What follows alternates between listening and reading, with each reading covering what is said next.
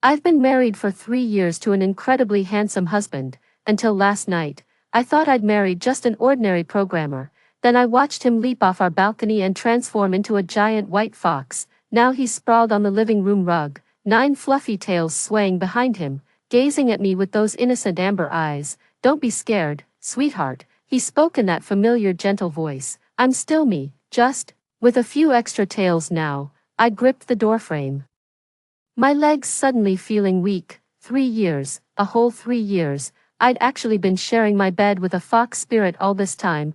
When did you? My voice trembled uncontrollably. Well, he tilted his fox head with an utterly innocent expression. I thought you knew my foot. If I'd known you were a fox spirit, I'd have bolted during our blind date.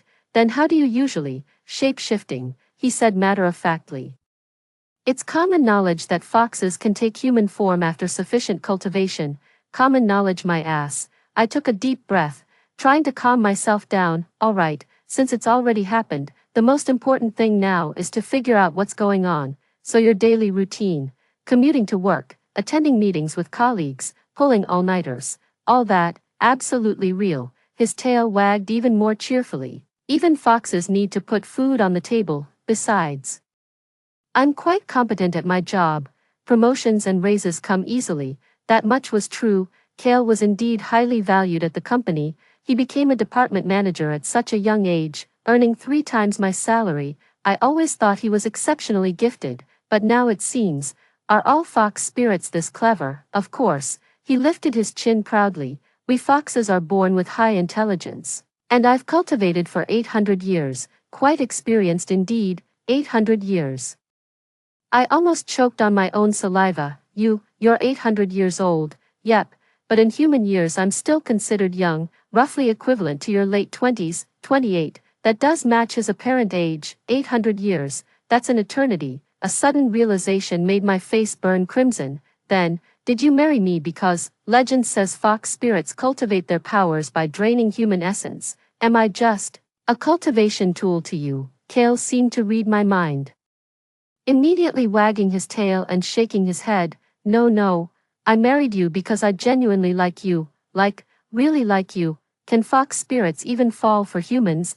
Of course we can. He looked at me with puppy dog eyes.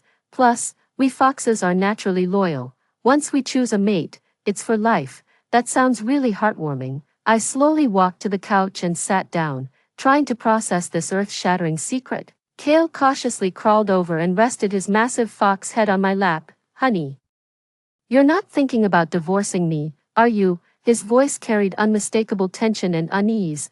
Looking down at his fuzzy head, I suddenly reached out to stroke it, so soft, and wonderfully warm too. Is this how you usually are? How's that, when you turn into a fox? Oh, not really. I mostly stay in human form, only reverting to my true form to relax when nobody's home. He paused. And when I get extremely emotional, I can't control the transformation. What was last night all about? Because, you said you'd be working late. I waited at home, but you didn't come back until 11.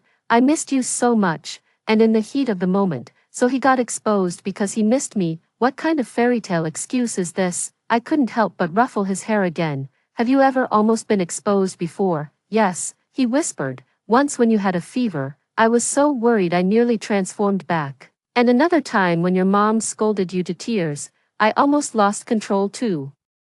So all those times, he'd been holding himself back. Why didn't you tell me sooner? I was afraid you'd be scared. He nuzzled my hand with his nose. Besides, I think this works out better. I can protect you more effectively. Protect me, foxes are much stronger than humans physically. I can keep you safe from any harm. With that, he suddenly propped himself up and shifted back into human form. The same handsome face I knew so well, now adorned with a pair of fluffy fox ears and 9 swaying tails behind him. Is this better? He asked tentatively. I stared at him for a long moment. I'd be lying if I said I wasn't shocked. But, you're still you, right? Absolutely. He nodded instantly. I'll always be your Cale.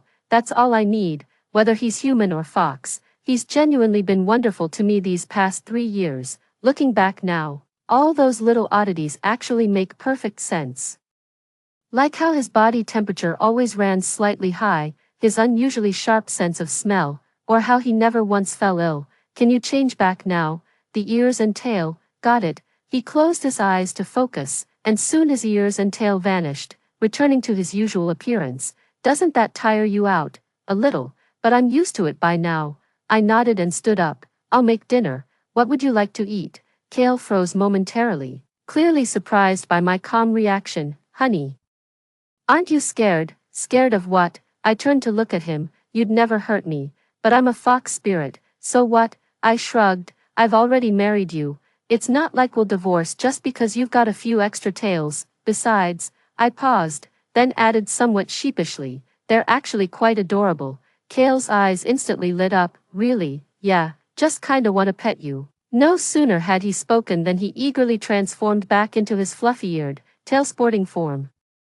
Pet away, go for it. It's been a week since I discovered my husband is a fox spirit. My life has turned upside down in this past week. First, I no longer worry about cold feet at night.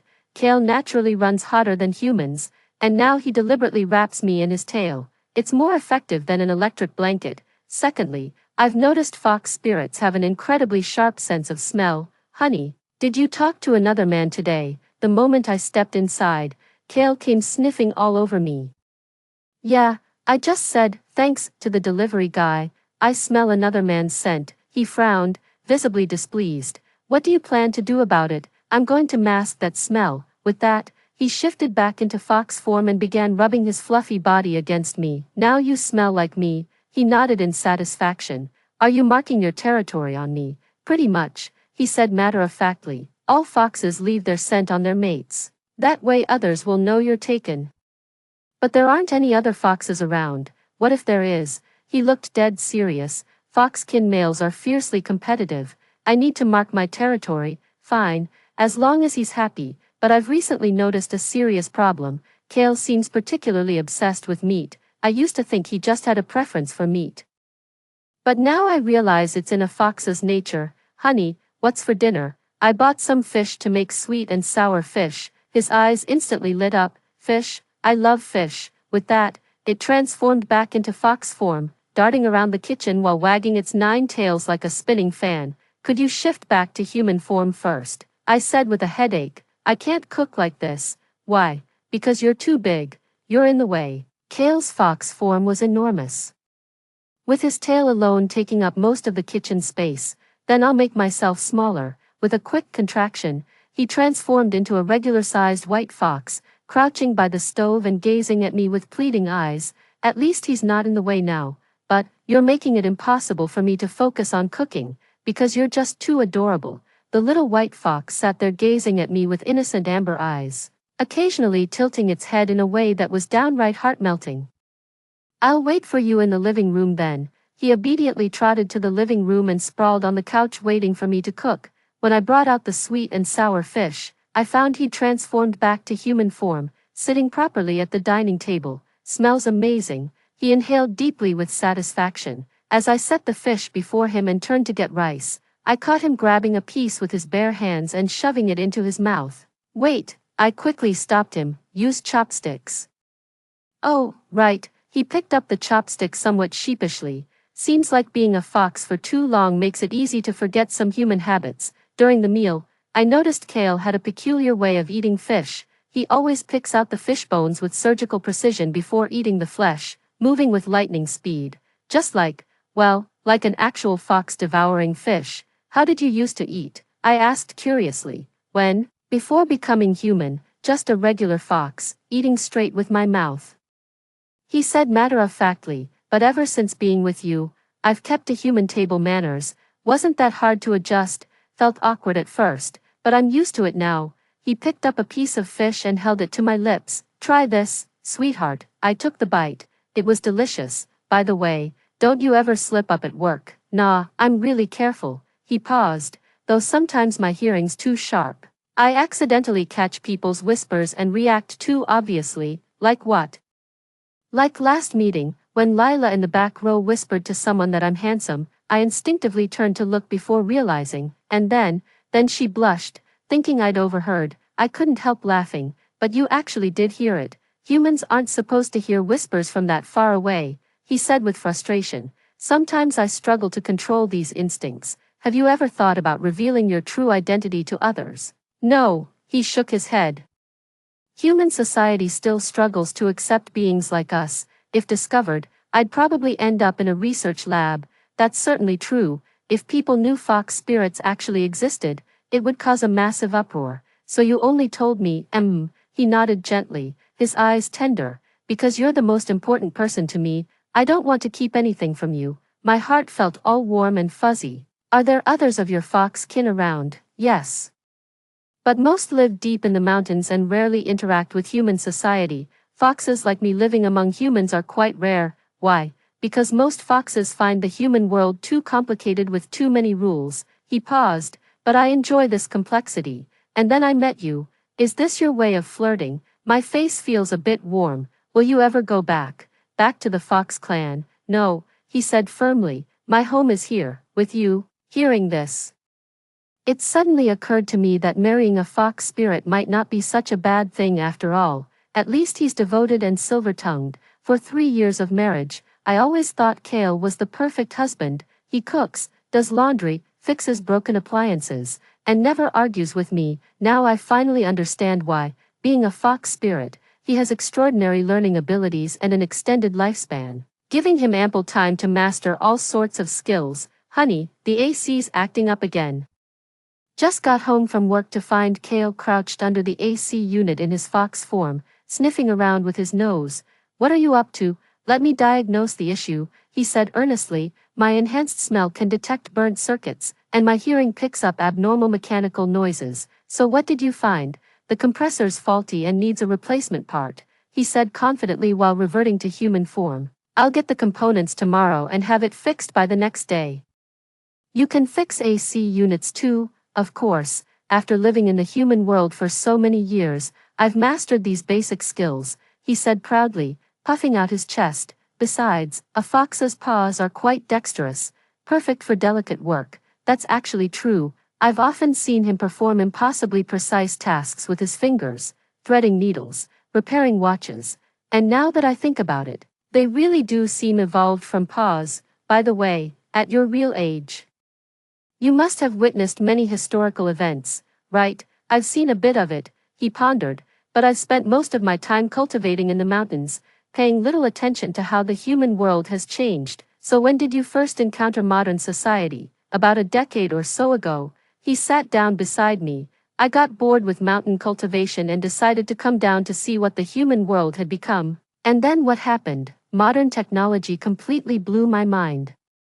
He chuckled. When I first saw a car, I thought it was some new kind of monster. I couldn't help laughing. So how did you adjust to modern life? Took it step by step. He shrugged. First learned human language, then how to use appliances, and finally how to hold down a job. That sounds like quite the challenge. It wasn't easy, especially at the beginning. I kept making silly mistakes, he admitted sheepishly. I still remember my first trip to the supermarket when the automatic doors opened by themselves. Scared me so badly I nearly reverted to my true form. How did you learn to do your job then? I pick things up quickly and have excellent memory, he explained. Foxes are naturally clever, and after 8 centuries of cultivation, my mental faculties are quite well developed. Is that why you got promoted so fast in the company? Well, and my reaction time is faster than humans. With higher problem-solving efficiency too. As he spoke, a sudden thought made his expression grow slightly tense. Honey, you don't think I'm weird, do you? Weird how? Well, I'm not actually human, and I'm much older than you. I could see his concern. Are you worried I'd reject you? A little, he murmured. After all, when you married me, you thought I was just an ordinary man. I fell silent for a moment. Claiming it doesn't bother me would be a lie. This completely shattered my worldview. But, Kale, I have a question for you. Go on. Were your feelings for me these past 3 years genuine? Of course they were, he replied without hesitation. My feelings for you are absolutely sincere. There's not an ounce of pretense. That's all I need. I took his hand, whether you're human or fox. As long as your heart is true, I'll never turn away from you. Kale froze for a moment, then his eyes gradually reddened. Darling, but I have one condition. What condition? Don't you dare keep anything from me ever again. Got it, he nodded emphatically. I promise I'll never hide anything from you again. Is there anything else you want to tell me now? He hesitated for a moment before saying, well, there's actually one little secret. My heart skipped a beat. What secret? I'm actually terrified of thunder, he whispered. Every time it storms, I can't help wanting to transform back into fox form and hide. That's your big secret, I sighed in relief. That's it. He nodded. Foxes are naturally sensitive to loud noises, so thunderstorms always make me nervous. Next time it thunders, just tell me and I'll hold you. Really? His eyes lit up. Of course. The moment those words were spoken, a distant rumble of thunder echoed outside. Cale tensed up instantly, his ears pricking upright. Sweetheart. I opened my arms. Come here. He immediately threw himself into my arms, clinging to me like a big puppy. It's okay, I murmured while gently patting his back. I've got you. Thunder rumbled outside, but Cale quickly calmed down in my embrace. You're the best, sweetheart, he whispered in my ear. You're wonderful too, I said sincerely. Far better than I ever imagined. Ever since learning Cale was a fox spirit, I started paying special attention to his little habits. Like how he curls up when sleeping, takes unusually long showers, or is particularly sensitive to smells. Sweetheart, you're using different shampoo today. I just stepped out of the shower when Cale leaned in to sniff my hair. Yeah, switched to a new brand, I said while towel drying my hair. What's up? The scent's kinda harsh, he frowned. Not really my favorite. I'll switch back to the old one next time then. No need. He quickly waved his hand. As long as you like it. I can adjust, it's fine. I don't have any particular preferences for shampoo anyway. Cale immediately brightened up and reached out to help dry my hair. Sweetheart, you're so good to me, what's the big deal? I chuckled. Spouses should always be considerate of each other. At this point, something suddenly occurred to me. By the way, do you fox folk have any special traditions? Indeed, he nodded. Like returning to the mountains every autumn to honor our ancestors. Or exchanging tail fur during wedding ceremonies. Exchange tail feathers. Yes, it means giving each other your most precious tail feather as a promise to never part. A sudden thought struck me.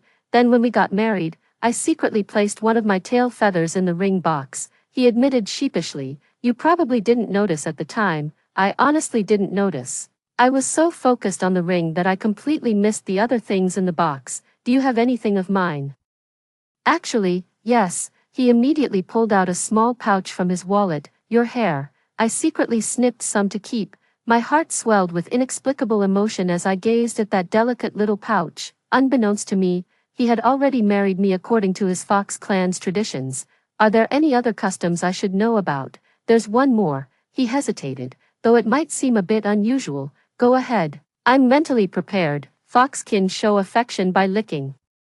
His face flushed crimson, just like little animals do. I froze for a moment before bursting into laughter. So when you kiss me, you're actually licking me. It's kind of, he grew even shyer. Foxfolk kisses are different from human ones. Then show me how, really. His eyes lit up. Of course. Cale cautiously moved closer, first nuzzling his nose against my cheek before giving it a gentle lick. The movements were soft and tender, like a little animal showing affection. Like this, MHM.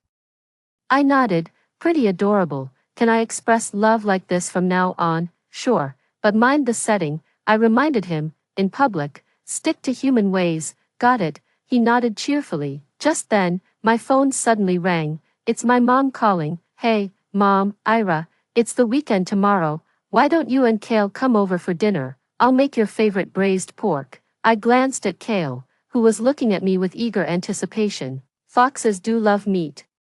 Especially rich and savory dishes like braised pork. All right, we'll head back tomorrow. The moment he hung up, Cale got all excited. Perfect. Mom's braised pork is my absolute favorite. Don't be too obvious, I warned him. My mom still doesn't know who you really are. I know. I'll be careful, he assured me. I've always been on my best behavior around your parents. That much was true. My parents absolutely adored Cale. They thought he was polite, capable, and treated me wonderfully.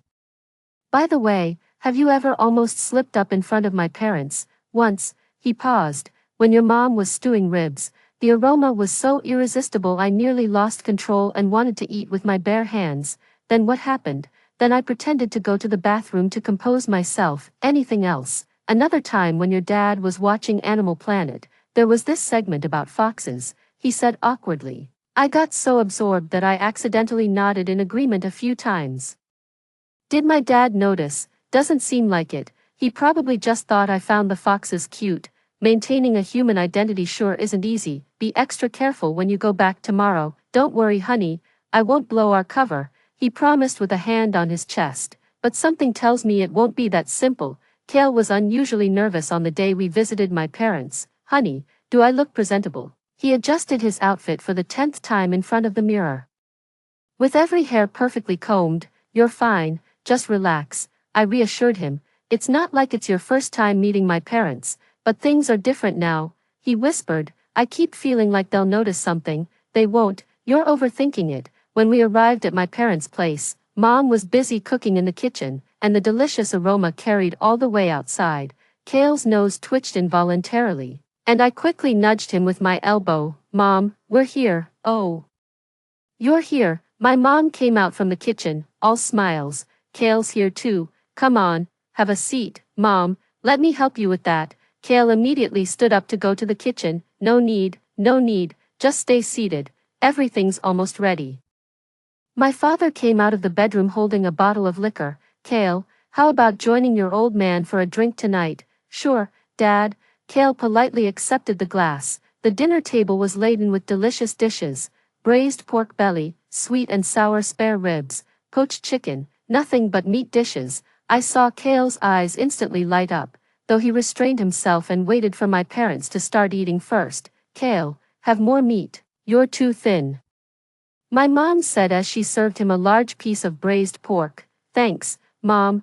Cale picked up the pork with elegant precision, but I could tell he was trying hard not to appear overly excited. How is it? Does it taste all right? My mom asked with concern. Absolutely delicious, Cale said earnestly, even better than restaurant food. My mom was overjoyed. Then have some more, let me get you extra ribs. Throughout the meal, Cale behaved perfectly normally, except for eating meat slightly faster than usual, but when it came to drinking the soup, trouble arose.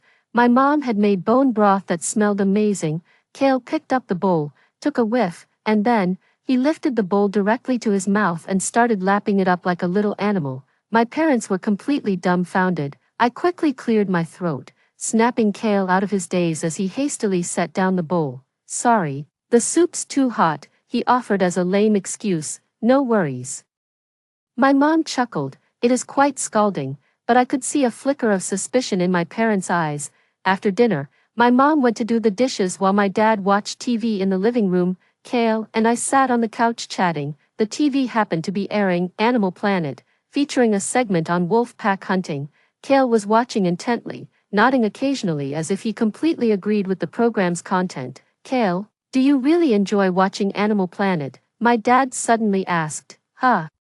Cale snapped back to attention. Why yes, I think animals' survival instincts are truly worth studying. Absolutely, my father nodded, especially foxes. Remarkably clever creatures. Cale's body visibly tensed up. Foxes are indeed clever, he said cautiously. Back when I lived in the countryside, I saw a fox once. My dad reminisced. That clever little thing was sharper than most humans.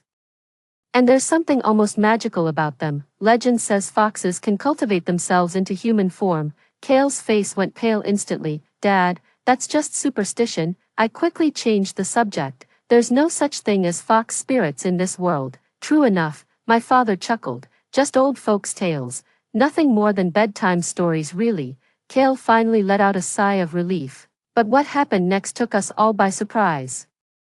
My mom came out of the kitchen after doing the dishes, carrying a plate of sliced fruit. Here, have some fruit. As she walked past the coffee table, she accidentally tripped over the cord, nearly sending the whole fruit platter flying. At that critical moment, Cale dashed over with unbelievable speed and caught the tray perfectly. The whole thing happened in less than a second. My parents were completely stunned. Cale, your reflexes are incredible, my mom gasped in astonishment. I work out regularly, Cale stammered, his voice trembling as he tried to explain. My father stared at him for a long moment, his gaze growing increasingly peculiar. Cale, Is there something special about you? It's over. Kale's face turned even paler, with beads of sweat rolling down his forehead. Dad, don't jump to conclusions. I tried to explain. I'm not jumping to conclusions. My father's expression was grave. Kale, tell me honestly, who exactly are you? Kale glanced at me, then at my parents, before finally gritting his teeth. Dad, Mom, I'm actually a bit different.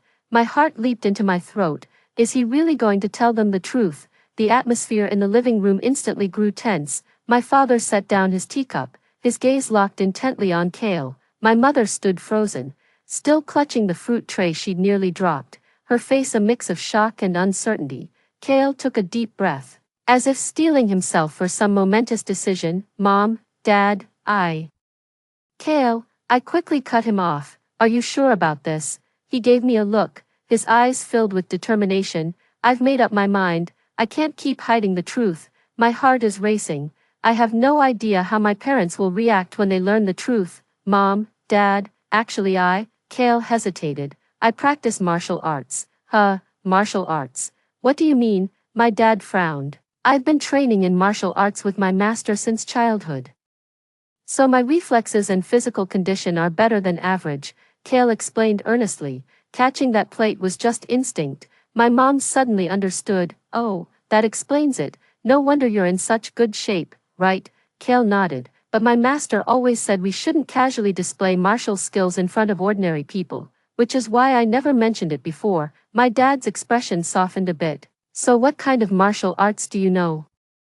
Mainly Qigong and hand-to-hand combat, Kale replied naturally, though I don't practice much these days, mostly just maintaining physical fitness. Qigong, my mom's eyes lit up. Can you fly? Not the TV drama kind of flying, Kale chuckled, just jumping higher and running faster than normal. Why don't you give us a demonstration? My dad perked up with interest. Dad, Kale hesitated. There's not enough space here. And my master always said martial arts shouldn't be shown off casually. Fair enough, my dad nodded. It's wise to keep a low profile. I secretly breathed a sigh of relief. Who would have thought Kale would be so clever, using martial arts training to explain his unusual behavior? So who exactly is this master of yours? My mom asked curiously. He's a reclusive old man living deep in the mountains, Kale replied smoothly. I was sickly as a child, so my family sent me to him to recover. Ended up learning some martial arts along the way. The explanation sounded perfectly reasonable, and my parents didn't suspect a thing. No wonder you're always in such good health and never get sick, my mom said with sudden realization.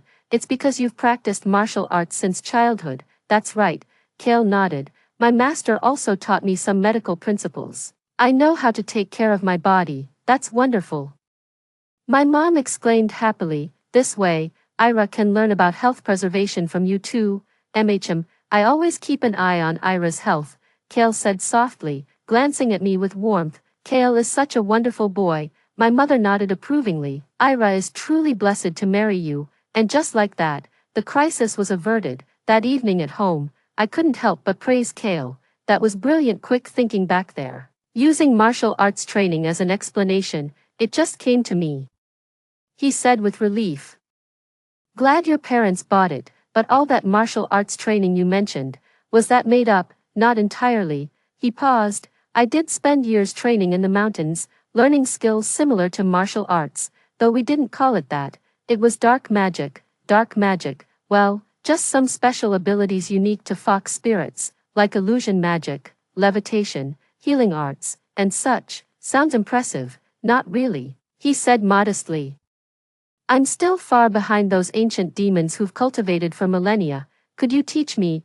I suddenly became intrigued. Teach me what? Dark magic. Sounds intriguing. Kale paused, then shook his head. No, human physiology is too different from ours. You can't learn dark magic, not even the basics. It's not entirely impossible to learn, he pondered. Some basic wellness techniques might work, like breathing exercises or Taoyin movements. Then teach me.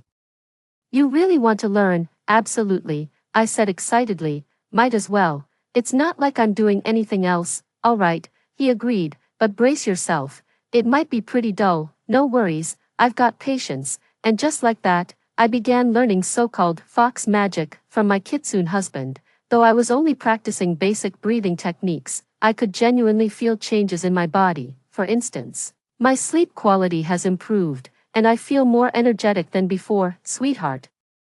You've got a real gift, Kale praised me. Most people would need months of practice to achieve this. Really? I beamed with joy. Absolutely, he nodded. It's probably because we're together day and night. You've absorbed some of my demonic energy, making it easier for you to learn. Demon aura. Do I have demonic energy on me? Just a trace. He leaned in and sniffed me, faint, but definitely there. Could this cause any trouble? No. He shook his head. It's actually a good thing.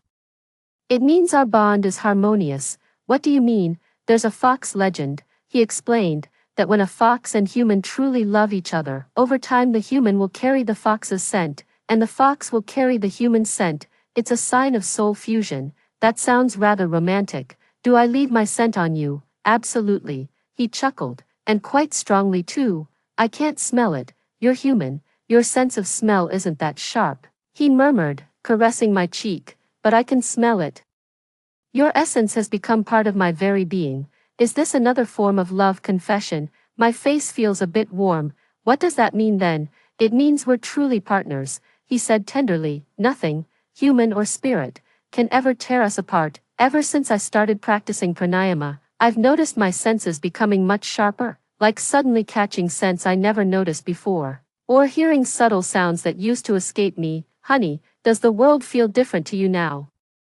Kale asked while giving me a massage. It does feel different, I said with my eyes closed, savoring the moment. Everything around me seems sharper now. That's perfectly normal, he said with professional ease. Breath control techniques unlock human potential and heighten your senses. Will I turn into some kind of monster? No, he chuckled. You're still human, just a bit more sensitive now. Just then, I caught a whiff of something strange in the air, faint yet distinctive. It vaguely resembled Kale's scent, but not quite the same. Do you smell that? I asked, opening my eyes. Kale's hand froze mid-motion, his expression turning grave. What do you smell? A very peculiar scent, somewhat like yours, but wilder. He finished my sentence. Yes, that's exactly it. Kale immediately stood up and walked to the window to look down. What's wrong? I followed him. Our kin are coming. His voice carried a hint of tension. Our kin, foxkin, he frowned.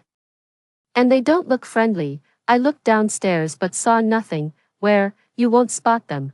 They're well hidden. Kale turned to me. Sweetheart, no matter what happens, stay behind me. Got it. What's happening? What are they up to? No idea. He shook his head. But foxkin rarely initiate contact with their own kind living in the human world. Unless what? Unless it's something important. The doorbell rang the moment he finished speaking. Kale took a deep breath and walked over to answer the door. A man in his 30s stood outside wearing a black trench coat, handsome yet with piercingly cold eyes. Kale, the man spoke in a gravelly voice. It's me. Kale blocked the doorway, making no move to let him in. And you are? I'm an envoy sent by the Fox clan elders. The man's gaze shifted past Kale to me. We need to talk. Whatever you have to say can be said right here. Kale's tone was guarded. This concerns your violation of clan law. The man's voice turned stern. Your unauthorized union with a human breaks our sacred codes. My heart sank instantly. Violating clan laws. I've broken no laws, Kale said firmly. I have the freedom to choose how I live. Freedom, the man sneered. As a Fox clansman, you're bound by our laws. Interbreeding with humans is strictly forbidden. That's an outdated law, Kale argued firmly. Times have changed. We should move with them. The law is the law, unchanged by time. The man's expression turned icy. The elders have ruled. You must sever ties with this human immediately and return to face judgment. Never, Kale refused without hesitation. I won't abandon my wife, so you openly defy the elders' decree. If it must be this way, then I defy them. Kale's tone was resolute. The man's gaze turned dangerous. Kale, do you understand the consequences of defying the elders? I do, Kale nodded, but I have no regrets. Very well, the man nodded. Since you've chosen humanity, you are no longer one of our Fox kin. From this day forth, you are banished from the Fox clan, never to return. With that, he drew a strange artifact from his robe and fired a crimson beam at Kale. Kale grunted, staggering from the impact. Kale, I rushed to steady him. This is the banishment seal, the man said coldly. From this moment onward, you forfeit all Fox clan privileges, the right to return to our kindred, the right to seek our aid, and even, he paused, his lips curling into a malicious smirk, the right to retain your demonic powers. What do you mean? I asked nervously. In other words, it won't be long before he loses all his demonic powers and becomes an ordinary human, the man said, visibly pleased with our reaction. That's the price for betraying our kind. With that, he turned and walked away without a backward glance. I helped Kale onto the couch. Noticing how alarmingly pale he looked, "Are you okay?" "It's nothing," he said weakly, "just that part of my demonic power has been sealed." "Is what that person said true? Are you really going to lose your demonic powers?" Kale remained silent for a long time before finally nodding. "It's true." "What should we do then?" I asked anxiously. "What happens when you lose your demon powers?" "Nothing too serious," he reassured me. "You just can't transform into a fox anymore, and your physical abilities will drop to normal human levels, that's all." He nodded. "Everything else stays the same." He said it lightly, but I could tell he was hurting inside. After all, it was an ability he was born with. And now he's about to lose it. "Do you regret it?" I whispered. "Regret what?" "Losing all this for me." Kale looked up at me with tenderness in his eyes. "Darling, I've never regretted it," he said, holding my hand. "You're worth every sacrifice." Hearing this, my tears fell despite my efforts to hold them back. "I'm sorry. What are you apologizing for?" He gently touched my cheek. "This isn't your fault. If it weren't for me, without you, my life would have no meaning." He cut me off. "Darling, don't overthink it. I'm happy, really, absolutely." He nodded firmly. "And this might actually be a good thing." "How so?" "This way, I've truly become an ordinary person who can live a normal married life with you." He smiled. No more worries about my identity being exposed. Watching him try so hard to comfort me filled my heart with both gratitude and ache. This silly fox actually abandoned his own kind just for my sake. Kale's loss of demonic power was progressing more slowly than I'd anticipated. On the first day, he only felt slightly fatigued. Everything else seemed normal. On the second day, his hearing and sense of smell began to dull, no longer as sharp as before. By the third day, he completely lost the ability to manifest his fox ears and tail. "Darling, will you miss the fluffy version of me?" He sat dejectedly on the edge of the bed, attempting to summon his tail. But nothing happened. "I miss you," I admitted honestly. "But I like who you are now even more." "Why?" "Because now you're completely mine," I said as I sat beside him. "No more worrying about being taken away by the clan."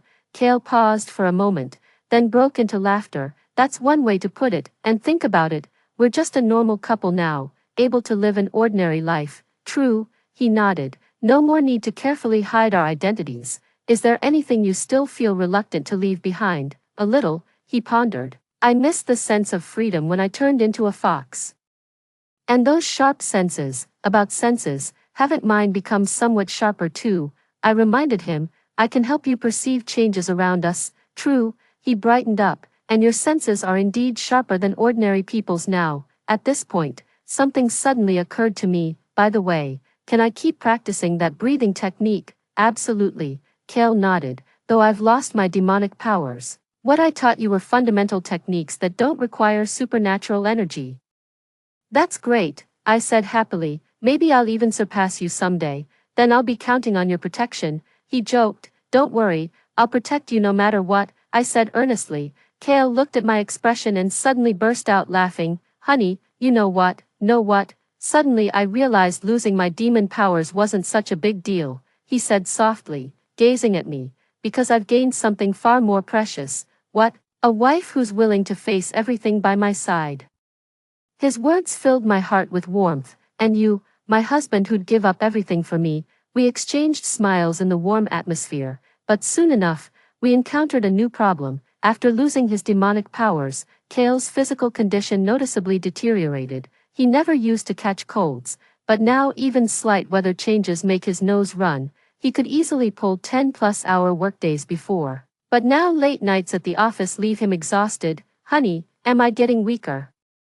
Lying listlessly in bed with a cold, he felt thoroughly dejected. "Not at all." I handed him the warm water. This is perfectly normal. It's just part of being human, but I feel so useless now, useless. I sat by the bedside. You're still you, just with a body like everyone else's now. But I can't protect you like I used to. Who says that? I disagreed. Protection isn't just about physical strength. You've got wisdom and love too, but can wisdom and love put food on the table? He grumbled. I couldn't help laughing. Are you being coy right now? I'm not being coy, he protested weakly. You're totally acting cute. I reached out to touch his forehead, and I must say, your pouty face is rather adorable. I'm a grown man. Adorable isn't the right word. To me, you are adorable, I said firmly, and this side of you makes you feel more genuine. Genuine, I nodded. You used to be so perfect it made me uneasy, like I wasn't good enough for you. Not good enough, he countered immediately. If anything, I'm the one who doesn't deserve you. Now that you get sick, tired, vulnerable, it actually makes me feel we're equals. I explained, I can take care of you, just like you used to care for me. Kale paused, then slowly broke into a smile. I see, so stop thinking you've gotten weaker, I said earnestly. To me, you'll always be the strongest, sweetheart. He pulled me into a hug. Thank you, what for? Thank you for helping me understand that you'll love me no matter what I become. Of course, I patted his back. Whether you're a fox spirit or just an ordinary man, you'll always be my husband. What if one day I turn into something else entirely? He asked jokingly. Something else like what? Like a puppy, or maybe a kitten? I thought for a moment. Then I'll keep you as my pet. What if I turned into a plant? Then I'd water you and give you fertilizer every day. What if I turn into a stone? Then I'll sleep cuddling you every night. Kale chuckled at my response. Honey, you're the best. Just figured that out, I said smugly. You've hit the jackpot, truly struck gold. He nodded earnestly. Meeting you is the luckiest thing that's ever happened to me. A month after Kale lost his demonic powers, our lives returned completely to normal. He no longer got distracted by distant sounds, grew tense from strange smells, or had to carefully control his strength. Honey, I think being ordinary is actually quite nice. On a weekend morning, we were lying in bed chatting. What's so good about it? I asked curiously. No need to worry about my identity being exposed. No fear of my clan causing trouble. Just living completely relaxed. He stretched lazily. And I've realized I've always yearned for an ordinary life. Really, truly, he nodded. During my years of training in the mountains, I often sneaked down to observe human life, especially envying those simple yet heartwarming daily routines.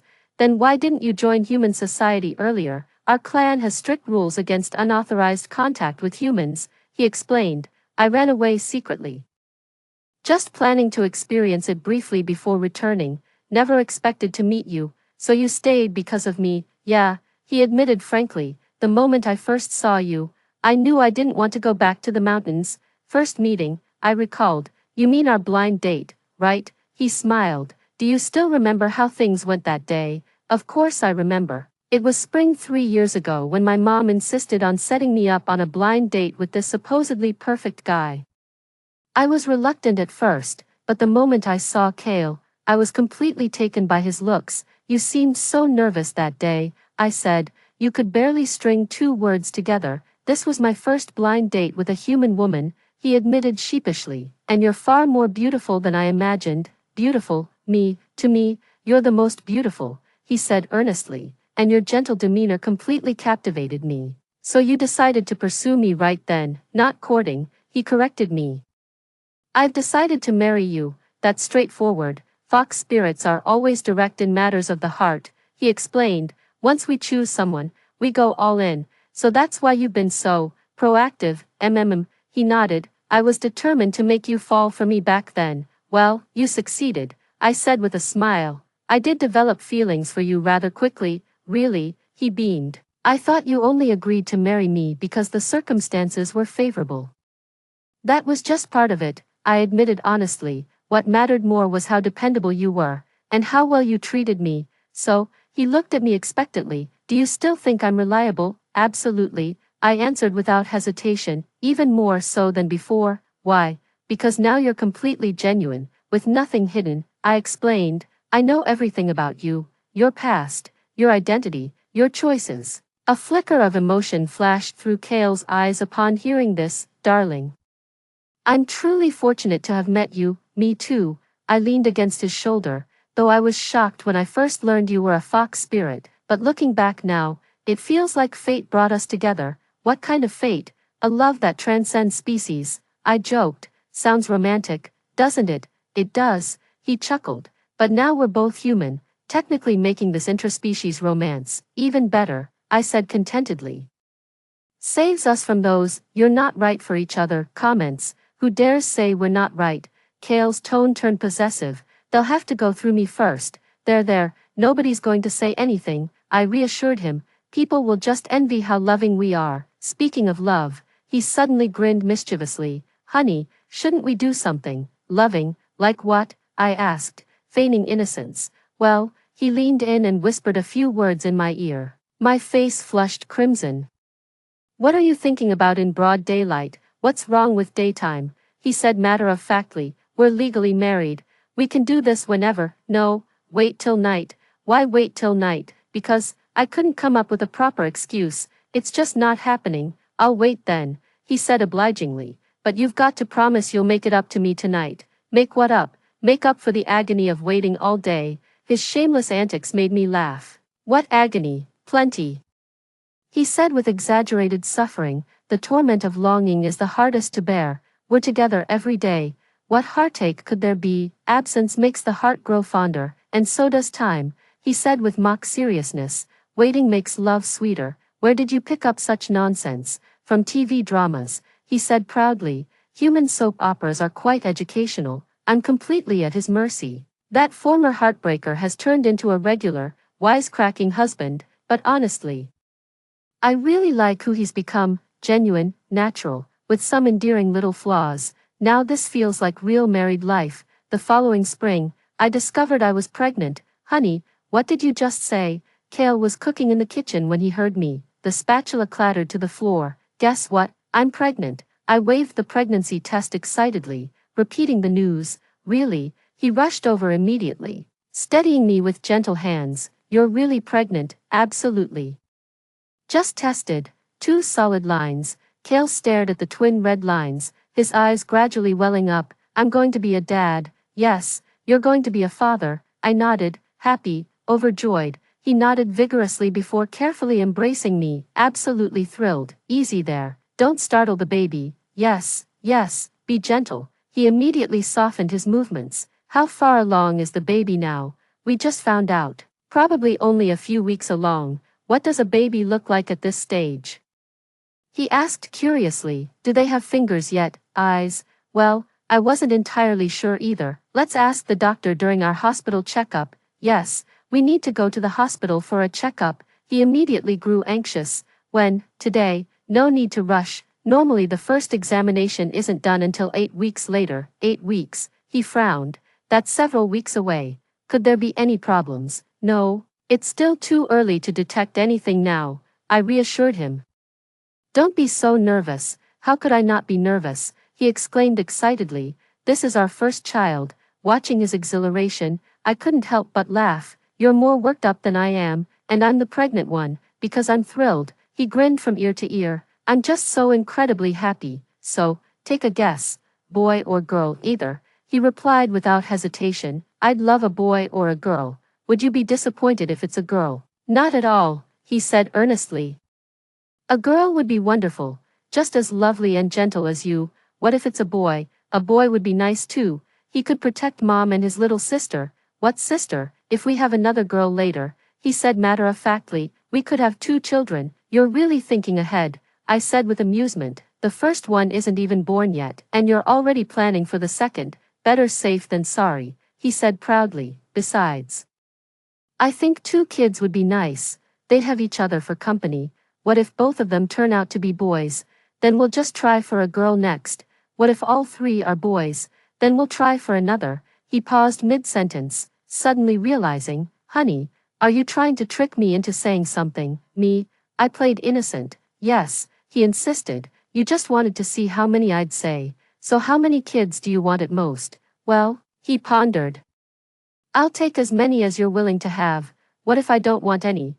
Then we won't. he said decisively, your health comes first. Hearing this really touched my heart. Kale, you've truly become such a wonderful husband. I've always been a good husband.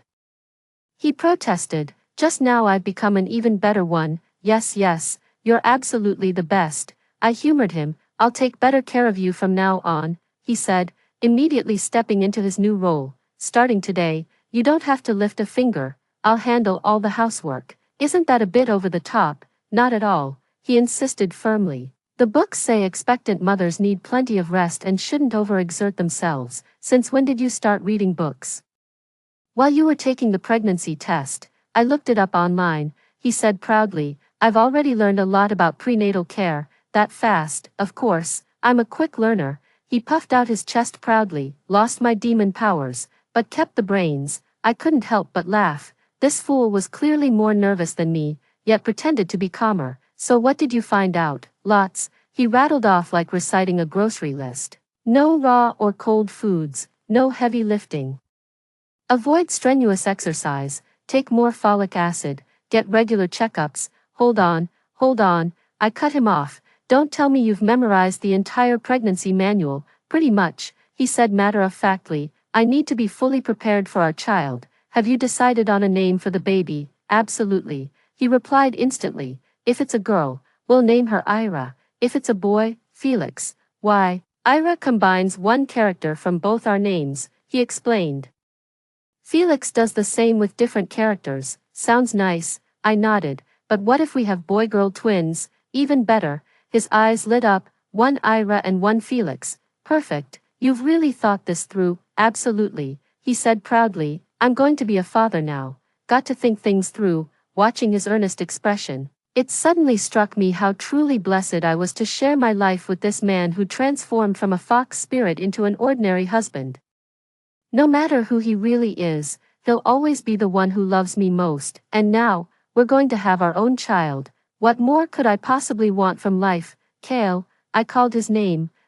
I love you. He paused for a moment, then beamed like a child. I love you too, sweetheart, he murmured while caressing my belly. And our little one. Spring sunshine streamed through the window, filling our home with warmth and sweetness. This is the life I've always wanted. Simple yet beautiful. I froze. The end. Story 2. After transmigrating, I lived in seclusion for 10 years. By the time I came out, the plot had already reached its conclusion long ago. I've been looking for you for 10 years. Finally, I found you. I transmigrated into a post-apocalyptic novel that I was reading. Out of all the things to transmigrate into, it just had to be a post-apocalyptic novel. The survival difficulty was max. The only fortunate thing was that I transmigrated half a year before the apocalypse started. Moreover, my identity was just a background character who didn't appear in the novel, an insignificant existence. I had no parents, but I had a house and a car. Immediately, I decided to quit my job, mortgage all my assets, and borrow money everywhere. After all, once the apocalypse came, money would be worthless. If I didn't spend it now, when would I? I prepared supplies and searched for a base where I could survive the apocalypse. Every day was fulfilling. Finally, I found an excellent location. A resort island that was under development. I rented it with a wave of my hand. The reason was that I wanted to enjoy my vacation alone. The life of the rich was so extravagant, I didn't let anyone else handle the transfer of supplies. After all, I knew the truth that possession of treasures incurs envy. I taught myself how to sail and shuttle back and forth on the rough sea. I wasn't without suspicion about my actions, but I didn't explain anything. It was written in the novel that after the apocalypse came, the sea would become an extremely terrifying place, and no one could sail freely on it. The monsters living in the sea were much more harmful than the zombies on land. As long as I got on the island before the apocalypse, I could avoid it. Even if others knew there were countless treasures here, no one could get on the island. Similarly, I couldn't leave the island either, since I was going to live here for the rest of my life. I had to plan carefully. The busy days always passed quickly. My cautious nature made me go to the island earlier. Just as I was getting ready to board the boat relaxed, I saw that person, the male lead of this world and also the greatest sufferer in this world. He was reborn and was 5 months later than me. In the remaining few weeks, he had to rush around to prepare for the future. He was reborn not long after the apocalypse started, so he didn't have any advantages in the plot, at first. He only wanted to save his parents and sister who died unjustly in his previous life, but the greater one's ability, the heavier one's responsibility. The original text was a male lead novel without a romantic pairing. As the only lead in this book, he shouldered the hope of survival for all the people in Survivor Base No. 7, only he knew the hardships and bitterness, of course. This didn't include me as the reader. Thinking about those days and nights when I read the words and cried and laughed for the characters, the key in my coat pocket was making me a little uncomfortable. Making up my mind, I walked firmly towards that familiar yet strange man. He was arguing with the boat owner about something. I knew he wanted to borrow the boat to transport supplies, but the price hadn't been negotiated. The boat owner was asking for an exorbitant price, making this post-apocalyptic man who hadn't adapted to normal life itchy to hit someone. The veins on his arm were bulging. It could be seen that he was still trying hard to control himself. Just use my boat, you know how to sail, right? I threw the key in my hand, and it drew a graceful arc. His reaction was quick. He raised his hand and caught it before the key fell. The boat is over there. The one with Sea King written on it. After saying that, I turned around gracefully and left. Without leaving my name, Miss, wait a moment, we haven't discussed the price yet. He took a big step forward and grabbed my arm with his big hand. His grip was quite strong. Come to think of it, he was worthy of being the male lead. Not only was he handsome, but his figure was also first class. Moreover, as a fire-type superpower user, his body temperature was relatively high. I gently pushed his palm away and broke free from his control. No need to pay, I'm not short of money. Hearing this, he was obviously stunned for a moment, then said, my name is Ryan. Maybe you think I'm lying, but in the future, whenever you need anything, I'll do my best to help you. Ryan looked determined. How could I not believe him? I could be said to be the person who knew him best in this world. Okay, I'll definitely trouble you then, even though there would be no chance to meet in the future. By the way, take this too, consider it a thank you for your promise. It was another key with a small note 10, 203 foot attached. It was the key to the warehouse next to it. The warehouse was full of supplies that I hadn't had time to take to the island. It was what the male lead needed most urgently now. I guess I was also contributing to the future of mankind. When Ryan looked up again, I had already walked away. Naturally, he didn't hear his muttering. I didn't even have time to ask her name. Life on the island alone was so pleasant. Blue sky, white clouds, and the seemingly calm sea. I opened a coconut and lay leisurely on the beach chair. If I remembered correctly, today was the day the apocalypse began. People who couldn't complete the gene sequence upgrade turned into zombies one by one, and the survivors evolved superpowers. But before the superpower users could be happy for long, the usually quiet animals also began to mutate. The living space for humans was compressed again.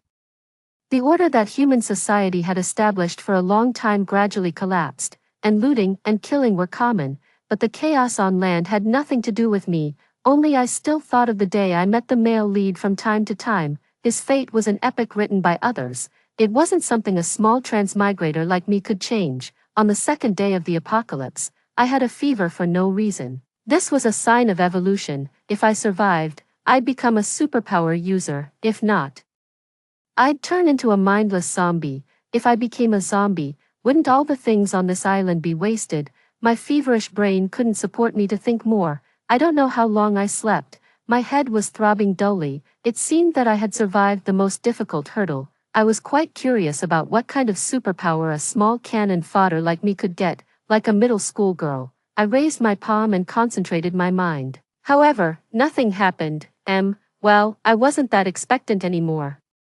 Life on the island continued as usual, until one day, when I was looking for potato chips in the warehouse, my superpower finally worked. The bag of yogurt-flavored potato chips in my hand disappeared out of thin air. Could it be that I was the rare space-type superpower user that was essential in the apocalypse? I picked up another bag, exerted myself, and held my breath, except for my face turning red. Nothing happened. Was it because I was using it the wrong way? I recalled my previous successful experience. At that time, I was daydreaming, thinking that the plot development outside probably reached the point where Ryan entered Survivor Base No. 7, boom, the item in my hand disappeared again.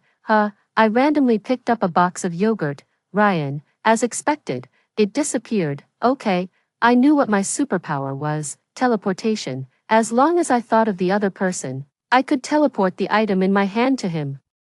Ryan and his teammates and sister arrived at their destination, Survivor Base No. 7, Dusty. Along the way, they encountered zombie sieges, robberies by other survivor teams, and surprise attacks by mutated beasts. They didn't have a single day to rest. Looking at the high wall, everyone breathed a sigh of relief. Captain Ryan, you should also take a good rest. Julia, come sleep with me. The only two female team members spoke up. Okay, then I'll trouble you.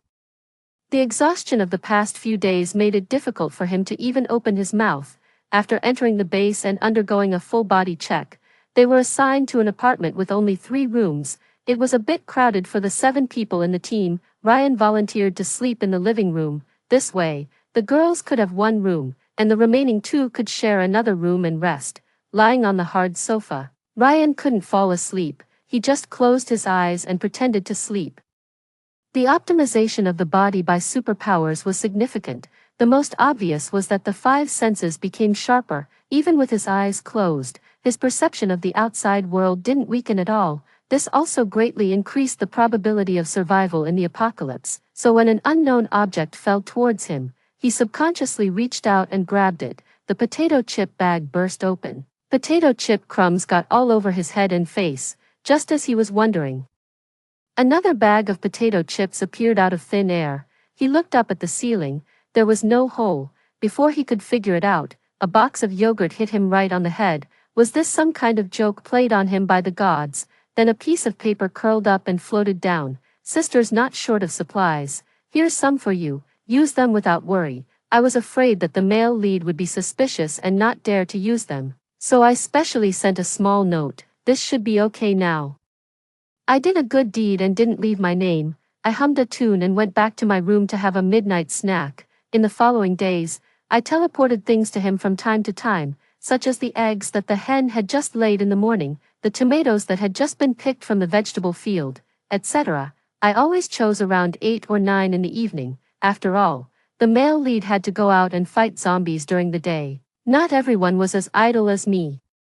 But after being able to use my superpower, I was much more motivated to farm than before. Having someone to share the joy of my harvest made me full of energy every day. The members of Ryan's team clearly noticed the change in their captain. It was mainly reflected in his eagerness to get off work. People who entered the base needed to work to earn points and use the points to exchange for the number of days they could live in the base.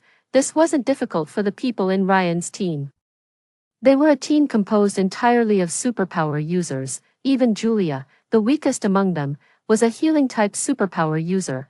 They could completely rely on killing zombies and collecting crystal cores to obtain a large number of points and have no shortage of food and drink. But with the captain's serious and rigorous character, shouldn't he soak in the zombie horde every day to improve his strength? After the captain proposed to leave early again, the rest of the people held a small meeting. Do you think the captain has been a bit strange these days? Brother definitely has a problem. Julia, who knew him best among those present, said solemnly, could it be that he's in love? Team member no. One glanced at the female team member next to him. I'm not. I didn't. Don't talk nonsense. The female team member shook her head and waved her hands, denying it repeatedly. Also, he's been spending more time in the toilet recently. Team member no. 2 reported. Could it be? Not possible. Maybe. The few of them looked at each other and nodded silently. Forget it. Anyway, we have a place to live now, and the food has improved. Let's not dwell on the captain's little problem. Ryan, who was sitting in the toilet waiting for today's airdrop, sneezed. At this time, he didn't know how the people outside were gossiping about him. 08, who was the person sending the airdrops? Did she have any ulterior motives? These weren't questions Ryan needed to consider. He had already guessed the identity of that person. It was too easy to recognize. Her speaking and writing style hadn't changed. He didn't expect that he would still be receiving help from that girl in the apocalypse. Actually, it wasn't that he couldn't tell the others about the girl. He wasn't the kind of person who would hoard supplies and be selfish. Moreover, this way, he wouldn't need to rack his brains to find excuses when taking out those things. But for some reason, he hid it, and for this reason, He even changed his usual schedule, guessing what kind of things he would receive today had become his only pleasure in the apocalypse, but today seemed to be a bit later than usual. The rest of the team members had also returned after finishing their tasks, soon. There was an urgent knock on the door from team member No. 1 outside. "Captain, are you done? I can't hold it anymore." There was nothing he could do. Ryan had to get up first. Was there nothing today? Could it be that she forgot, or did she not want to do such thankless things anymore? A sense of loss flashed through Ryan's heart. Pop, the familiar teleportation sound rang out. It was a novel with a pink and flowery cover. The overbearing president fell in love with me while I was running away with his baby.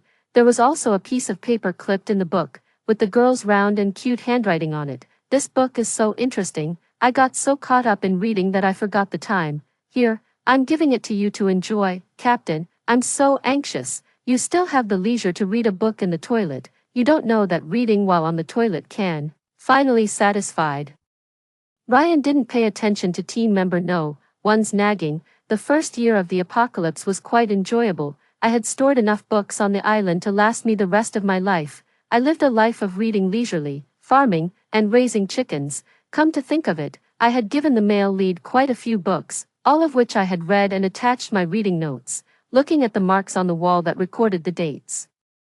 Then I took out the original notes that I had written down based on my memory after transmigrating and had a look. The whole text had more than 2,000 chapters. I couldn't remember the details clearly, but I still had a deep impression of several major events, probably in these few days. Survivor Base No. 7 would welcome its first zombie wave. It was led by an evolved zombie. It was described in the book that the evolved zombie had a period of weakness before attacking the base. It was the best time to kill it. I quickly got up from the bed. I tore a page from my notebook, hesitated for a long time with my pen in hand, but didn't know whether I should tell the male lead or not. Sending supplies could still be explained, but how could I gain his trust in a situation like this? What if he questioned me, asking why I could predict the future but didn't tell others to let all mankind prepare in advance? Maybe I shouldn't write it, anyway, as the lead of the book. Ryan could always turn danger into safety. It wouldn't be good if the plot development was affected because of my butterfly effect, but I couldn't completely act as if I knew nothing. I scratched my head and thought hard. I wrote one note after another, then I crumpled them all up and threw them on the floor. Before transmigrating, I was just an ordinary office worker. I couldn't save everyone. To put it further, I was a coward. I only considered myself and only wanted to consider myself. So I ruthlessly abandoned all the people on the continent and hid alone on the island to survive. But Ryan was different. The author described him as a perfect saint. He had no selfish desires and dedicated his whole life to the happiness of all mankind. Everyone respected and loved him, and he deserved it, of course. This also included me as the reader. "Captain, how much longer do we have to go?" The female team member whose clothes were damp with dew couldn't help but speak up. Interrupting the silence, in the early hours of the morning, Ryan suddenly gathered everyone. Without saying much, he led the team members out of the base in a hurry. When they reached an abandoned ranch in the suburbs, they got off the vehicle and continued on foot. The ranch had long been deserted, and the wild grass had grown to half the height of a person. Ryan stepped over a ditch and looked up. When he saw the landmark building, he immediately turned around and made a hand gesture.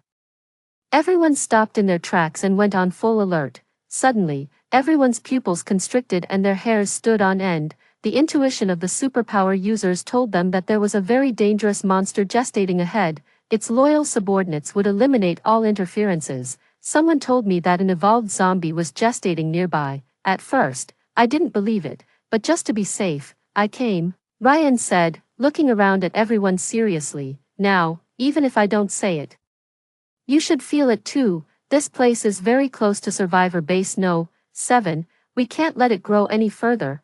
We must nip the danger in the bud. This mission will surely be arduous. Whether to stay or leave is up to you to decide." Everyone looked at each other. "Captain, you're really underestimating us." Yeah, our team is the elite of the elites." After a grueling battle, Ryan's team finally won. Ryan, who blew off the head of the evolved zombie and retrieved its crystal core, became a highly sought-after figure in the base, but he just wanted to go home quickly and enjoy his little secret with her alone.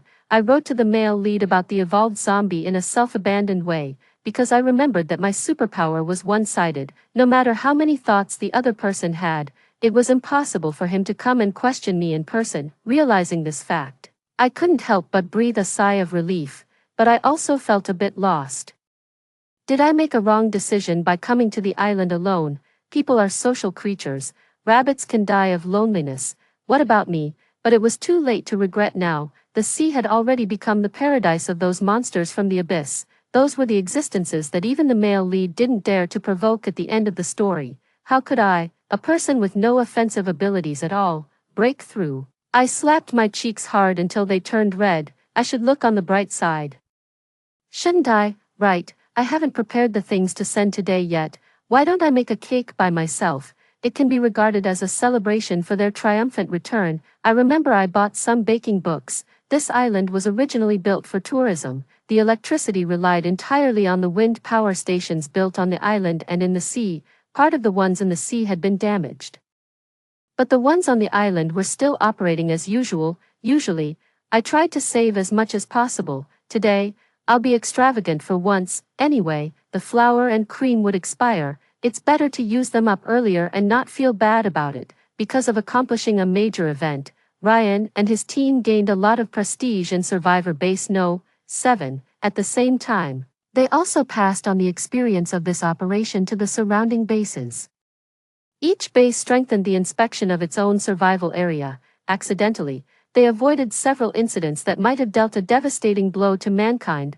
Ryan suddenly became a heroic figure in the apocalypse, but only he knew that all of this should be attributed to a certain girl who silently contributed without asking for anything in return. Brother, now I have to queue up and get a number if I want to see you, Julia said playfully, sticking out her tongue. Only you are so talkative.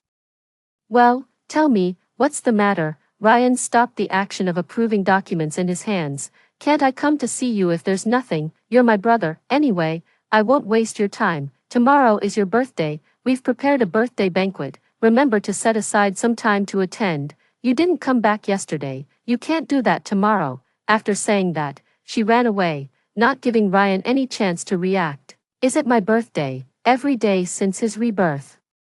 He had been striving for survival, so much so that he had forgotten his own birthday. How time flies.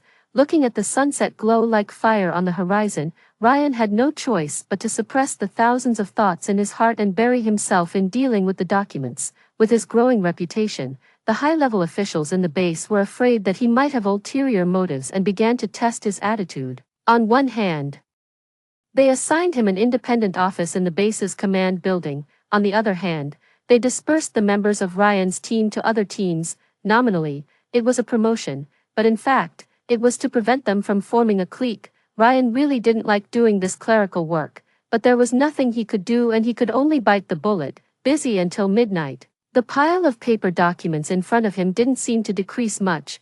They were all trivial and meaningless words.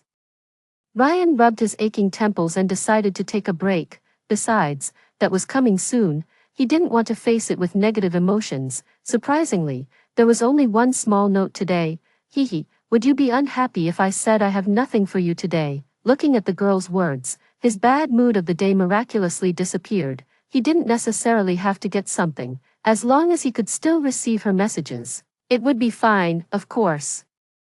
It would be best if she could send messages a few more times a day. He didn't know if her superpower had a limit on the number of transmissions. Ryan suddenly remembered that tomorrow was his birthday. Would that girl know? He shouldn't be so greedy, but he couldn't help being greedy. Just kidding with you.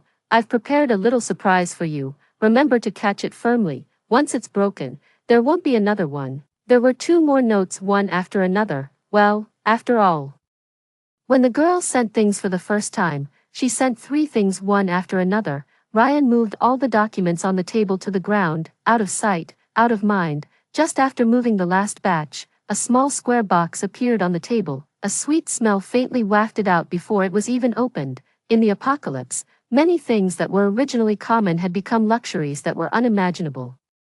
Candy and chocolate could only be seen by the exploration teams that often went out of the city. Many people would choose to hide them secretly and not hand them in. Over time, this had become an unspoken behavior among the exploration teams. He untied the ribbon and a somewhat shabby little cake was revealed. This probably wasn't a birthday cake. After all, no one would use a slightly burnt cupcake to celebrate someone's birthday. This might just be a whim of the girl. But it still made his heart stir, perhaps to cover up the fact that it was burnt. The girl had squeezed a lot of cream on it for decoration. It was sweet and bitter. If only I had asked her name at that time. If you want to know what it's like to fall in love with someone you've only met once and don't even know their name, Ryan must have a lot to say. The next day, the members of Ryan's team all came to attend his birthday banquet. Not only that, many high-level officials in the base were also invited. The scene was lively. Most people just wanted to take this opportunity to vent the depression that had accumulated during the apocalypse. Ryan's residence now was no longer that small shared apartment. It had been replaced by a large villa near the center of the base. The team members also each got their own independent small buildings. Julia, his sister, had also moved out, so he hadn't come back here except for today. Coming back alone was not as comfortable as sleeping in the office. To hold the birthday banquet, the villa had been nicely decorated. The visitors gathered in the spacious garden, enjoying the buffet-style food, feeling quite comfortable, as if the apocalypse had never happened at all. After chatting with the guests, Ryan hid in a corner alone, but his eyes were constantly scanning the crowd, until he saw his target. Samuel, the person in charge of personnel management in the base, Captain. Long time no see. Samuel turned around, and when he saw that it was Ryan looking for him, a smile immediately appeared on his face. This sentence should be said by me. You're a big shot in the base now. I can hardly afford to associate with you. Captain, I want to ask you for a favor. I'm so glad to finally find the chance today. Ryan didn't like this kind of social exchanges, but in order to get what he wanted, he could only do this. Oh, is there anything that I can help Captain Ryan with? Then I definitely can't refuse. Samuel narrowed his shrewd little eyes behind his glasses. He couldn't miss this opportunity to do someone a favor. Can you help me find someone? Let me guess. The person who can make Captain Ryan come to me to ask for help must be a woman, right? Everyone in the base knew that Ryan only had his sister to depend on. His parents died on the first day of the mutation. The person he was looking for was definitely not a relative, so it could only be a lover. Coupled with Ryan's chaste behavior after entering the base, Samuel was even more certain of his guess. Captain Ryan, tell me the name and characteristics of this person, and I can help you find her, right? This was an opportunity to seize Ryan's weakness, and he definitely wouldn't miss it. Captain Samuel, you may have thought wrong. I just want to find a superpower user. Her superpower is of great use to the base. Ryan said, trying to avoid the key points, knowing full well what these old foxes were thinking. Oh, there's actually such a person. Yeah, her superpower is teleportation, and the transmission limit is at least 5 times or more. You know the current situation, affected by electromagnetic waves. All our existing communication tools have stopped working, and we can only rely on people to transmit information. Ryan paused for a moment to give Samuel time to think. This is indeed a very convenient ability, but I haven't got any information about this for now. She was the one who informed me in advance about the evolved zombie last time. Ryan immediately dropped a bombshell. Samuel looked up at him, as if trying to read something from his face. The playful smile gradually disappeared from his face, replaced by seriousness. If that's really the case, I need to report it to the high-level officials. Our base can't miss such a talent. Do you have any other information you can tell me? No, she contacted me on her own initiative last time. On the surface, Ryan put on a thoughtful and puzzled look, hiding the fact that the two of them interacted every day. In fact, all he was thinking was that it would be okay even if he could only find someone with the same type of superpower as her. Waiting passively was not in his nature. Living alone made my sense of time become more and more blurred. I was also getting worse at grasping the development of the plot. This kind of one-way communication that never got a response was hard to ease the loneliness in my heart. In the original world, I had always been looking forward to a day when I didn't have to go to work and didn't have to worry about food and drink, to get rid of the boring and complicated social life. Just me and a cat, reading novels every day, free and unrestrained. When such a life really came true, I started to dislike it instead. Sure enough, what you can't get is always the best. Moreover, even the male lead might have accidents. What if one day he was gone? Could I still send messages? The more I thought about it, the more panicked I became. Was there still room for my superpower to improve? For example, teleporting myself over there. Once the idea took root in my heart, it was hard not to give it a try. Before taking action, I still needed to do some experiments to avoid unnecessary troubles. I picked up a big rooster from the chicken coop and named it Go-Go. Teleporting out needed a coordinate point, so in order to be able to teleport back, I also had to create a coordinate point. I didn't know if this kind of cheating behavior would succeed or not. The first experiment, teleporting an item to the position where Go-Go was, success. The second experiment, teleporting a lively hen to the position where Go-Go was, success 2, great, my superpower could be applied to living things, finally. The last experiment, trying to teleport myself over there, it seemed to be successful. If it weren't for the fact that I was translucent, my pearl white and transparent palm passed through Go-Go's body, and it didn't notice at all. My body was still lying there intact. The rise and fall of my chest showed the rhythm of life. When I used the chicken for the experiment, it was teleported over completely. Why was it only half done when it came to me?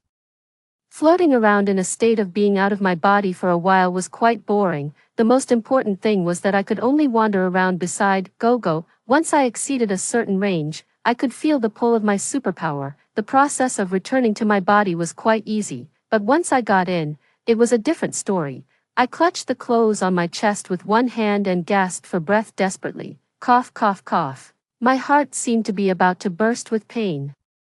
It seemed that there were still restrictions on using this ability like this. I couldn't use it for a long time. If I did it a few more times, my weak body couldn't bear it. At this time, Go-Go wobbled over, heartlessly pecking at my calf, asking for food. You ungrateful thing, I might as well give it away. That night, Ryan received this gift. It rampaged around in the office, scattering the documents everywhere. Ryan held the rooster by its two legs upside down and looked at the note in his hand. Do whatever you want with it, whether to raise it or eat it, just don't let me see it again. In the apocalypse, those animals that were originally raised by people mutated one after another and attacked their owners without mercy. Especially cats and dogs were the hardest hit areas, but there were also exceptions. For example, chickens, ducks, insects and other relatively low-level organisms basically didn't mutate. Even if they mutated, they were easy to deal with.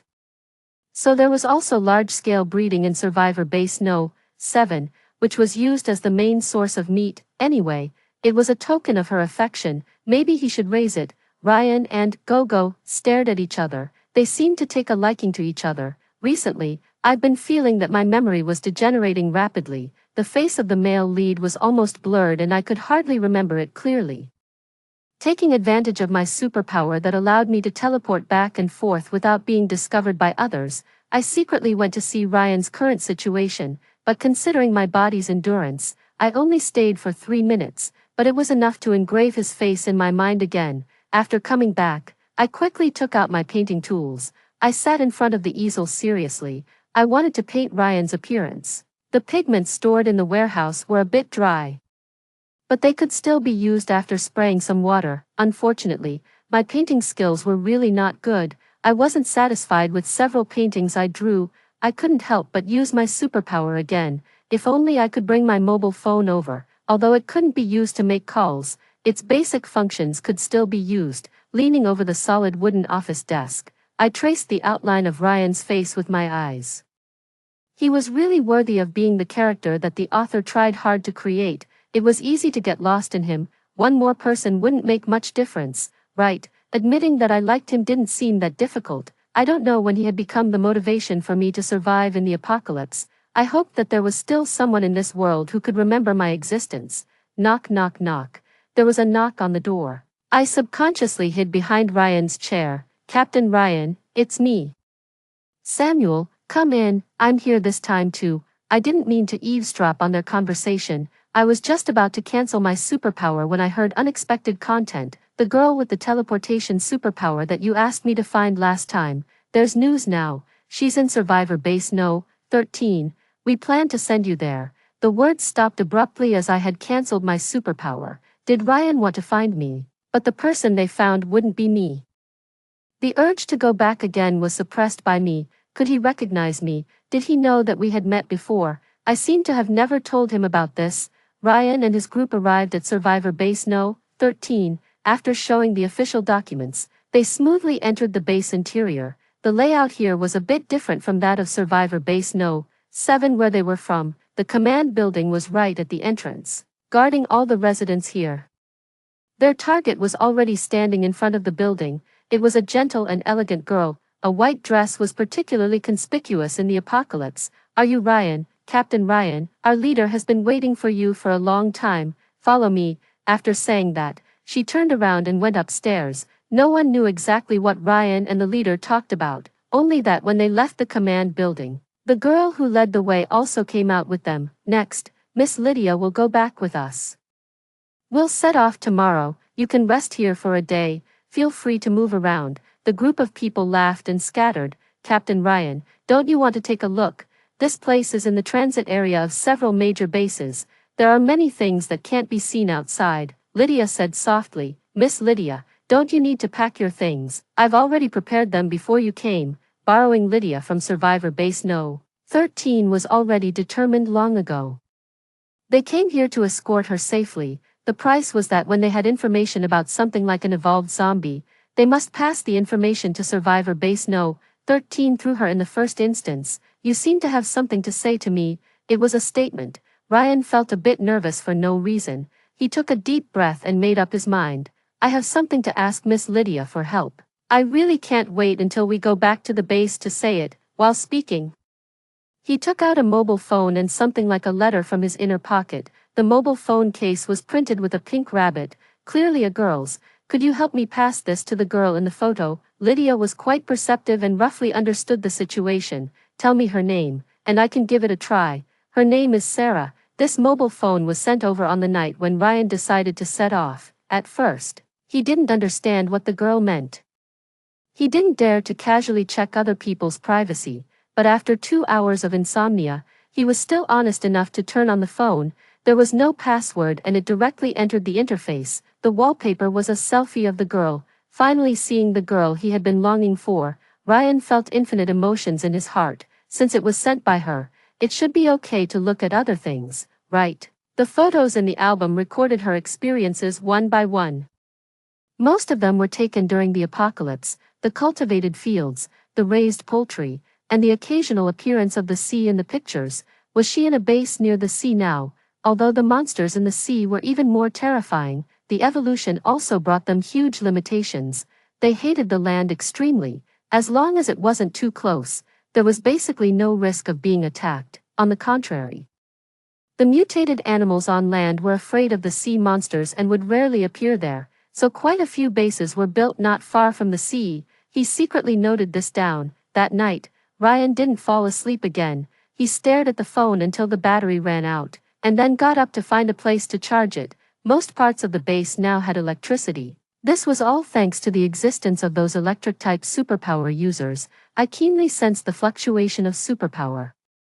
How could it be possible? There was definitely no one else on this island. Looking in the direction where the energy was the strongest, a letter quietly floated down. It must have been sent by someone with the same superpower as me. Sarah was written on the recipient, and the sender was Ryan. The long paragraphs in the letter were all about daily trifles, which Ryan had written down one by one to share with me. It seemed that not being able to reply had made him suffocated. This time, he let it all out at once. Although they were all small things, I read them very carefully. The loneliness in my heart gradually dissipated in his words. The last sentence in the letter wrote, "Can I come to see you?" The feeling of being cautious was shown between the lines. It made me want to reply to him immediately. "Of course you can, but, no." In the evening, the people who had gone sightseeing everywhere returned to the place where they were staying one after another.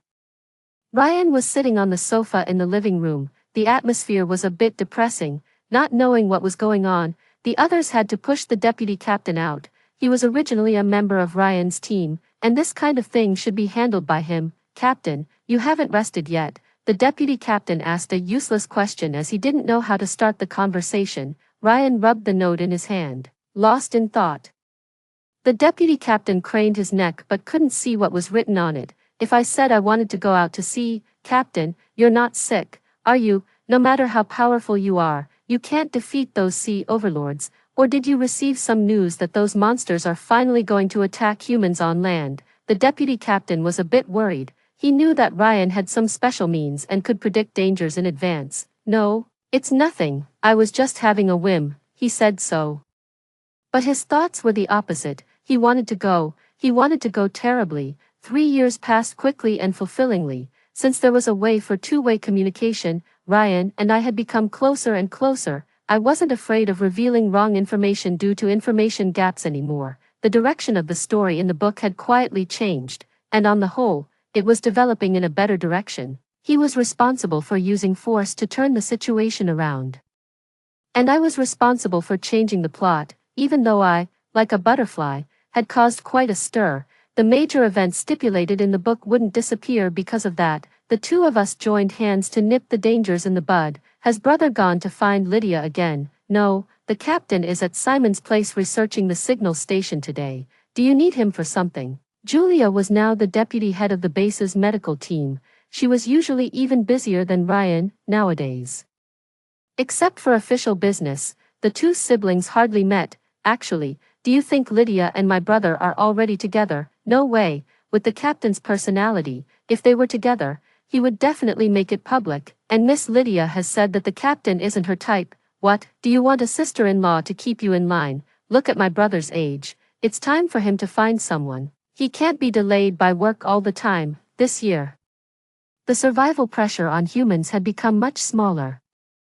2 days ago, the base held a 100-couple wedding. This suddenly made Julia realize something. Her brother, as the most eligible bachelor in the base, still didn't have a girlfriend. When Lydia first came to their base, Ryan went to see her every day. For a while, people misunderstood that there was something between them, and some people with intentions were discouraged. Even after Lydia publicly stated that they only had a working relationship and that the person she liked wasn't of that type, she still couldn't completely clear up the suspicion.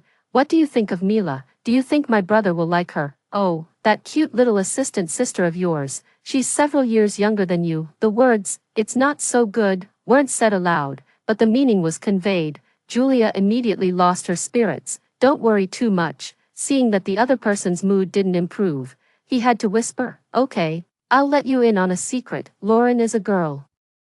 It's said that she had a good relationship with your brother before the apocalypse, so she has been helping us all along." The existence of Lauren was only known to the public a year ago. Survivor bases No. 7 and No. 13 could always solve problems or remind other bases to get prepared before dangers came. The high-level officials of all the bases had already noticed this. In the original text, there was a cult led by a fake Lauren that was wiped out before it could cause any trouble. Doesn't brother want to bring her back? Lauren's location is top secret. It mustn't be leaked. In other words, bringing her back would only increase the risk. It was better to let her stay in a place that no one knew. Okay, I understand. It's just a pity that she had such a powerful sister-in-law but couldn't meet her. What Julia didn't know was that her brother, as a novice in love, had no intention of breaking through that layer of ambiguity at all and was still suffering from unrequited love. Lydia's limit on the number of uses of her ability was stricter than mine. In order to be able to use Lydia as a tool properly, Ryan would add a short diary-like paragraph at the end of a long series of work greetings. The plot described in the book was coming to an end, and my advantage would disappear completely. Could we still communicate like this in the future? Forget it. If I couldn't receive letters, I could go and see him by myself, although it would be in a state of being almost invisible. Actually, Lydia would also communicate with me from time to time. The same superpower made us closer. Most of what we talked about was also related to this. She could improve her ability by absorbing crystal cores. However, unexpectedly, her growth rate was not as fast as my natural growth rate. Perhaps my existence itself was a bug. She still couldn't teleport living things for now, and teleporting humans was much more difficult than teleporting other living things. Even I couldn't do it. Regarding this, she expressed her regret. If possible, I think Captain Ryan would be very happy. Oh, don't blame me for saying this. It's just that he's shown it too obviously. I almost spat out a mouthful of milk tea. I felt a bit guilty, yet also a bit happy. A bit worried, yet also a bit confused. All kinds of feelings mixed together, making me not like my usual self. if I had made a different choice when I met Ryan, the situation would be different now. Everyone in the base knew that Lauren and Ryan were a couple. This was all thanks to Julia's persistent promotion and Lydia's timely assistance. Those rumors made Lydia really have a hard time, so she directly took action. With her personality, she was more inclined to stand aside and watch with amusement. Captain Ryan doesn't seem to like expressing his emotions in letters. Is he shy? Lydia held the secret document of the day and didn't hand it to Ryan. Instead, she asked a question that seemed out of place. Even though he knew that his actions couldn't be hidden from the person in front of him, Ryan was still caught off guard. If necessary, I don't mind giving a little help.